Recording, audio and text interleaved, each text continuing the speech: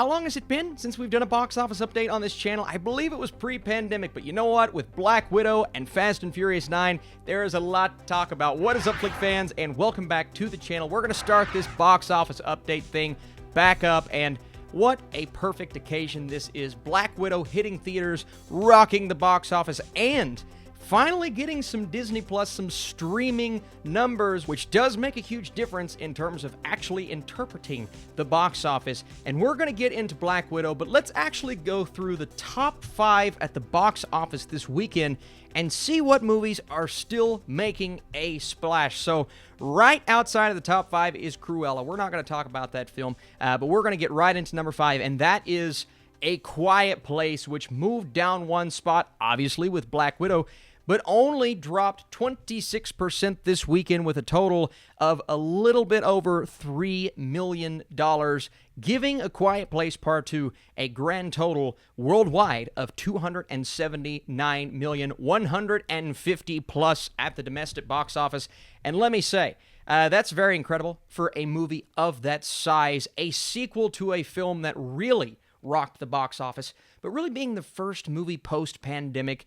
I was very impressed with not only its opening weekend, but how it's carried over into other weekends. Now, Cruella's drop was only 7%, so it has stayed really far up there for a long time, but A Quiet Place Part 2's drop, 26.7. That is not too shabby. Then we get into the number 4 film, which was number 3 last weekend, and that is The Forever Purge, coming in at $6.7 million at the box office this weekend, a drop of 46.5%, still below that 50% drop, giving The Forever Purge a grand total of $34 million worldwide, $27.4 million at the domestic box office. So, you know, maybe not as good as I had anticipated, but these Purge movies, they normally never crack big numbers at the box office. They're just kind of there, but they continue to chug along because the budgets are small. Another movie that did not drop 50% at the box office,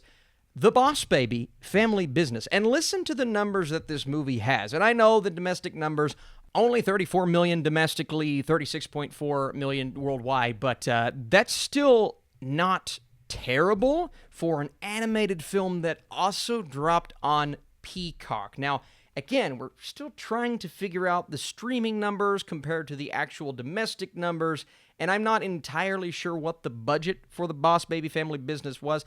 I have a feeling it was probably big enough to where it's not going to break even, but, you know, also dropping on streaming a little bit under that 50% drop. Now, here's the 2 movies that I want to talk about. I want to talk about Fast 9, and I also want to talk about Black Widow. So coming in at number 2 this weekend, number 1 last weekend, is F9, the Fast and Furious Saga, the 9th movie in the franchise. I got family.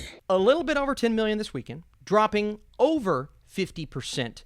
But if we look at kind of where this movie is at right now, these numbers are some of the most impressive numbers I've seen since the pandemic started. It is rocking the box office right now. And it will have a bigger box office than Black Widow at the end of the day, because look at these international numbers.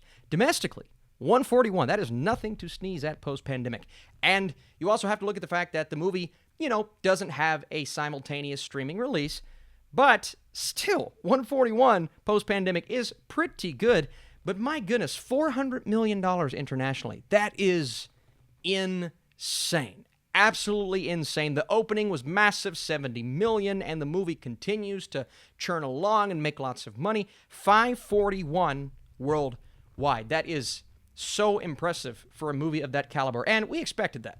I don't know if I expected $600-700 million where it's going to end up, but still, those numbers are awesome. Now, here's what I didn't expect, or at least I didn't know. Because Black Widow, like The Boss Baby, and like movies that we've seen prior, gets that simultaneous release, I didn't know if it could crack that $60 million domestic opening.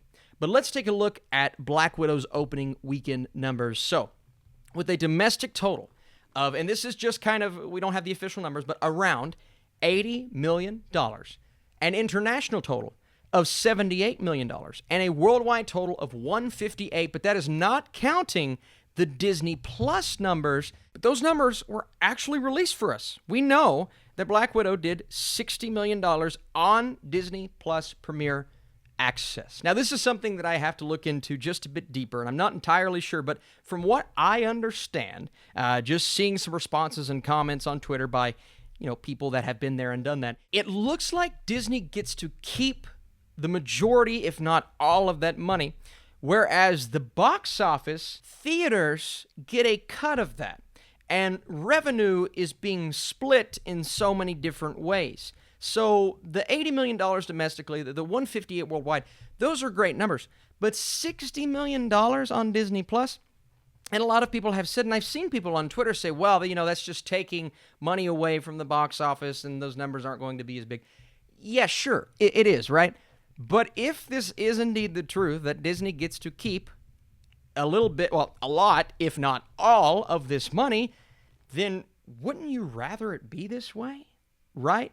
And I know you're paying $30 for it, and however many people that want to come and watch it with you, they can watch it, yada, yada, yada. I get that, right?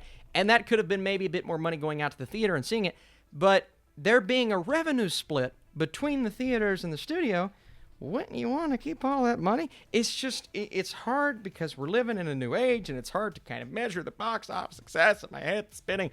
But I look at these numbers, the $80 million, the $70 million, the $60 million, $218 million plus worldwide opening. And sure, that's not Fast and Furious 9, but if you're getting to keep the majority of that money, and also the argument can be made, well, that's on the lower end of the Marvel films in general. Yeah, but we're also coming off of a pandemic, so I'm not going to judge everything as harshly as I normally would just yet. And the fact that this is the biggest opening that we've seen so far since before the pandemic, that's also impressive. And that's also a sign that things are getting better in that industry. And it's just good to see. Well, it's good that I enjoyed the movie. But it's also good to see for a movie to do that and know that people are still going out to the theater, but they're also going to pay for it on Disney Plus.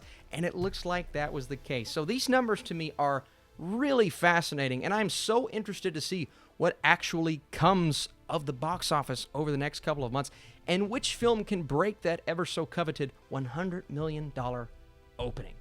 What movie's going to do it? I pose that question to you all. Which movie is going to break the $100 million opening weekend? It's not a record, because we've seen it before, but we haven't had that since the pandemic started. So I want to know in those comments down below.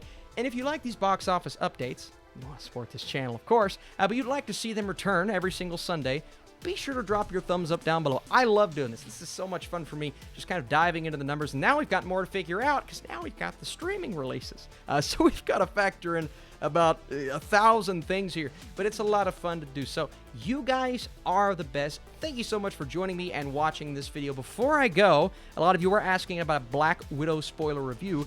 We have a podcast called Pop X Cast, where my cousin is able to host this show. I'm going to put it on the community page tonight, but we're going to talk spoilers for Black Widow, along with a retro rewind of Ghostbusters. So tune in for that. And I'm also working on my Marvel Cinematic Universe villains tier list, dropping tomorrow. You guys the best. I'll see you soon.